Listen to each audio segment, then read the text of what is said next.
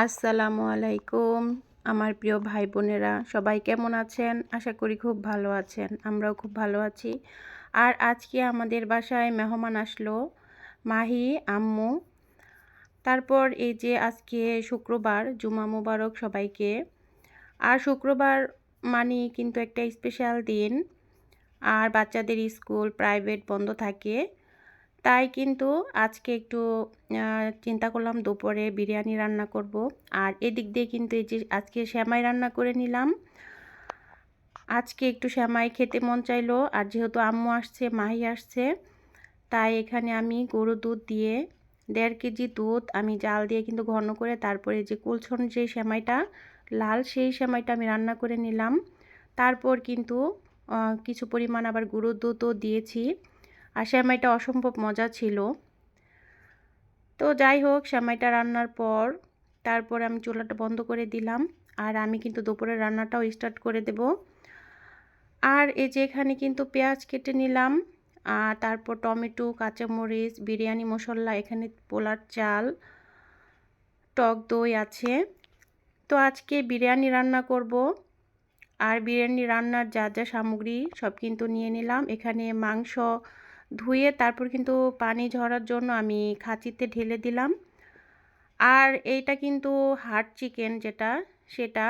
আর এটা আমি প্রেসার কুকারে দিয়ে রান্না করব, কারণ বিরিয়ানির মাংসটা কিন্তু শক্ত হলে ভালো লাগে না, একটু নরম হলে বিরিয়ানির সাথে একটু মিশলে কিন্তু খেতে ভালো লাগে। আর এই তো প্রেসার কুকারটা গরম হলে সেখানে তেল দিয়ে আমি পেঁয়াজটা দিয়ে দিলাম। আজকে কিন্তু আমি হাতে মেখে বসাবো না, আমি পেঁয়াজটা একটু ভেজে তারপর মাংসটা কষিয়ে আমি এভাবে রান্না করব। আর কিছু পেঁয়াজ কিন্তু বেরেস্তার জন্য রেখে দিলাম, এটা আমি বিরিয়ানি হওয়ার আগে বেরেস্তা দেব, সেই জন্য পেঁয়াজটা রাখলাম। তো আমার ভিডিওটা যে আপু, ভাইয়া বা আঙ্কেল আন্টিরা দেখছেন, অবশ্যই দেখা শুরুতে একটি লাইক দিয়ে ভিডিওটা দেখা শুরু করবেন আর আমার সাথেই থাকবেন। ভিডিওটা শুরু থেকে শেষ পর্যন্ত দেখার অনুরোধ রইল। আর আমার প্রিয় ভাই বোনেরা যারা নতুন, তারা সবাই অবশ্যই চ্যানেলটা সাবস্ক্রাইব করে দিবেন।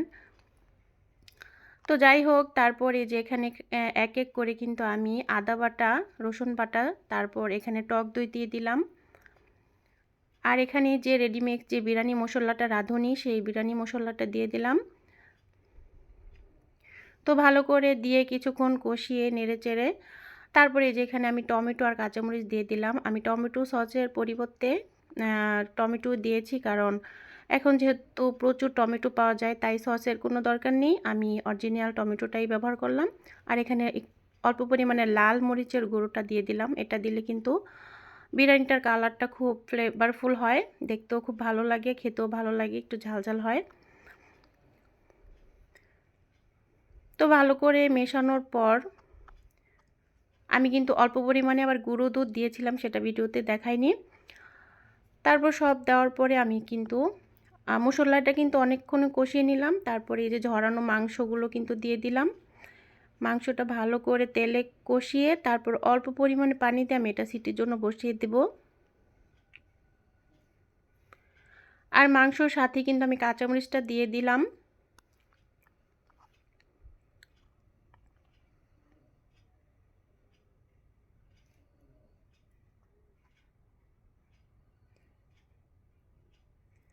আর এখানে এই যে দিয়ে দিলাম গরম মশলা গুঁড়ো। আর এই গরম মশলা গুঁড়োটা কিন্তু আমি হাতেই তৈরি করেছি। এখানে দারচিনি, এলাচ, লং, তারপর লং না, দারচিনি, এলাচি, তারপর কালো গোলমরিচ আর তেজপাতা গুঁড়ো করে মশলাটা তৈরি করেছি। এই মশলাটা দিয়ে দিলাম।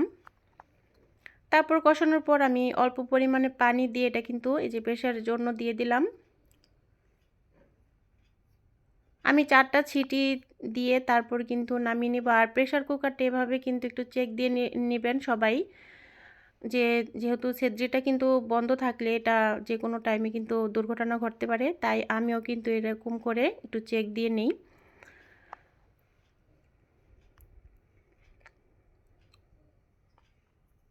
আর এদিক দিয়ে কিন্তু আমি পোলার চালটা ভিজিয়ে রেখেছি 10 মিনিট।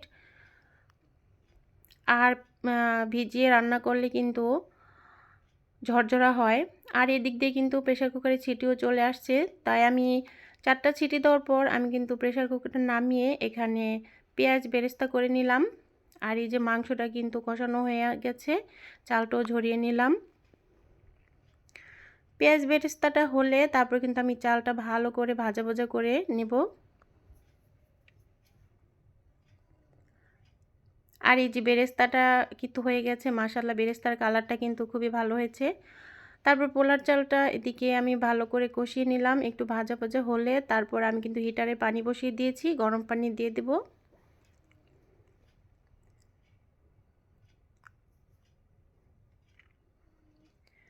আর চালটা অনেকটাই ভাজা ভাজা হয়ে গেছে, এখন আমি কিন্তু গরম পানি দিয়ে দিলাম।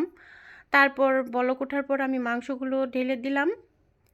আর বিরিয়ানিটা কিন্তু অনেকটাই হয়ে আসছে। আর বিরিয়ানি রান্না করতে কিন্তু বেশি টাইম লাগে না, কারণ মাংস যেহেতু কষানো থাকলে বিরিয়ানি রান্নায় তেমন একটা টাইম লাগে না। তারপরে এই তো আমার বিরিয়ানিটা কিন্তু আমার অনেকটাই হয়ে গেছে। আমি এখন একটু পেঁয়াজ বেরেস্তা দিয়ে তারপরে ঢেকে দেব। আমি বেরেস্তাগুলো উপর দিয়ে ছিটিয়ে দিলাম।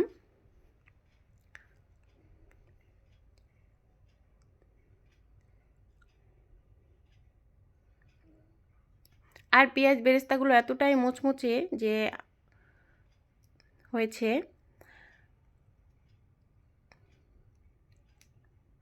তারপর বেরেস্তা দিয়ে আমি কিন্তু একটু ঢেকে দিলাম। আর এদিক দিয়ে আমি রান্নাঘরটাও পরিষ্কার করে নিলাম, কারণ রান্নার পরে কিন্তু রান্নাঘরের অবস্থা বেহাল অবস্থা হয়ে থাকে। আমি রান্নাঘরটা ক্লিন করে নিয়ে তারপরে যে আপনাদের সাথে দেখাই যে বিরিয়ানিটার কালারটা কীরকম হয়েছে।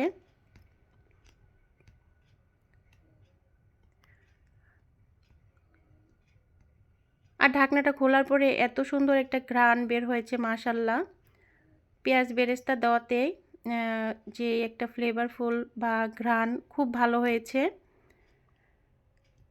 তারপর এই যে আমরা কিন্তু গোসল টোসল সেরে নামাজ পড়ে খাওয়া দাওয়ার এই যে আয়োজন করলাম। আম্মু খাচ্ছে, এখানে মাহি, এখানে আমার ছোট ছেলে রাতুলও ওই পাশ দিয়ে বসে আছে। তো আমার ভিডিওটা আজ এ পর্যন্তই। তো সবাই ভালো থাকবেন। আল্লাহ হাফেজ। আসসালামু আলাইকুম।